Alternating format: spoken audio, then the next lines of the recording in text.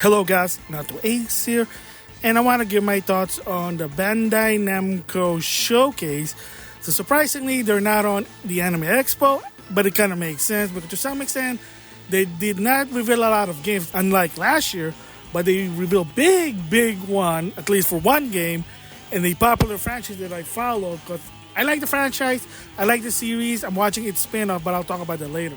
So in this showcase, to some extent, mostly, they're giving more information on games that's already been announced, such as Toa and the Guardians, Code Vein 2, Digimon Story, Time Stranger, Dragon Ball Z Kakarot Daima, etc. and etc. It's a lot of new info. So if you want to know about that, you can go on social media, on their official YouTube, etc. So the big two things that I want to talk about in this particular video is, first of all, they announced a new My Hero Academia game titled My Hero Academia All's Justice. Supposedly the third and final game for the My Hero Justice game. So it is an arena fighter, been out since when the anime came out.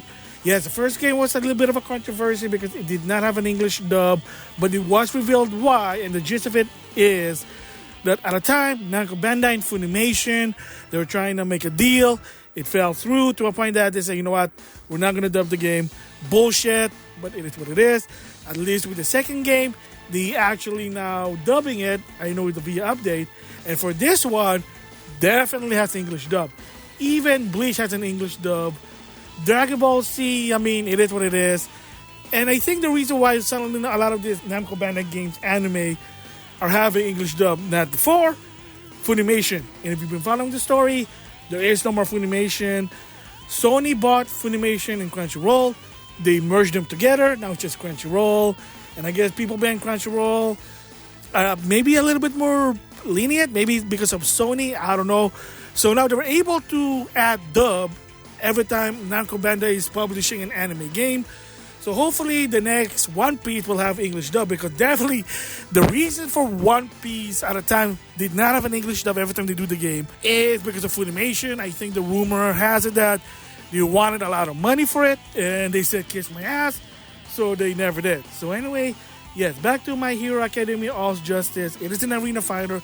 It is the third and final game based on the almost at the end of the season, because if you don't know, the series itself, also this October 2025, is coming to an end. It's the final season, and in 2026 is the continuation of the spin-off, My Hero Academia Vigilantes.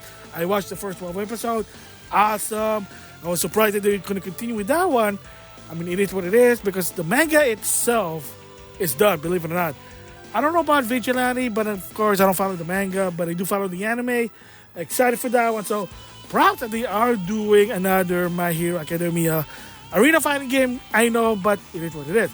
The second game that I want to talk more about it is Super Robot War Y. So if they're talking about it on a showcase, because people didn't know that in the case with Super Robot War 30, there was no market to some extent. It was just, oh, there it is. It's on Steam exclusive, and you can see why, because of license issue. For this one, actually, yes, it will finally be in a console, PlayStation, so I get my trophies, finally.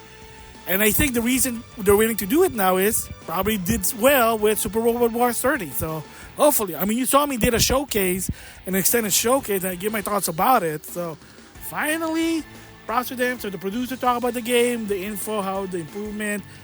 And again, each game has its own system, but this one looks like it's going to be a bit more easier than 30. Heck, 30 is even easy, because believe it or not, those older Super War games are very hard. I'm just going to say that. A friend of mine played like a emulator of one of the SNES or Famicom Super Robot War, and what I just say he said was, it was really hard and it was really difficult because you can't level up. 30, you can sort of level up or resource grind.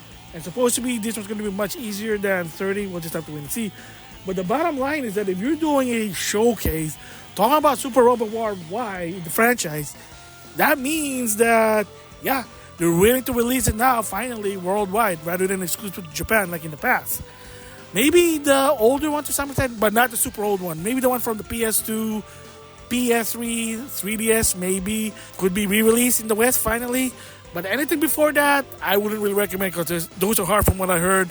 Especially the very first one, the Game Boy one. That's super hard. Just saying there. That's what my friend told me. But like I said, who knows? But at least they're finally releasing a new Super Robot War game.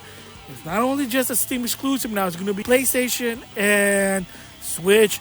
Yes, not Xbox because Xbox audience don't play anime games. And of course, if you've been following Xbox, you know what's going on right now.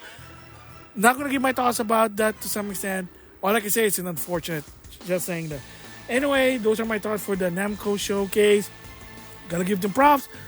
Not only they're doing some good games, giving more info about the game, giving you reason why to play them, especially Dragon Ball Kakarot, Daima, because the Daima DLC apparently is going to be more open world than versus the original game. Because in the original game, you can fly around, kind of just weird.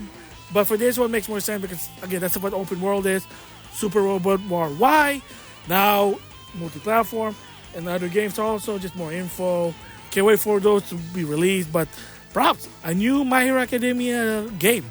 Maybe the final one, the last one, because if the anime is done, why should they do more games unless they're going to do some video game exclusive story, or what I wish is a shonen jump fighting game, but that's not going to happen anytime soon. Just saying that.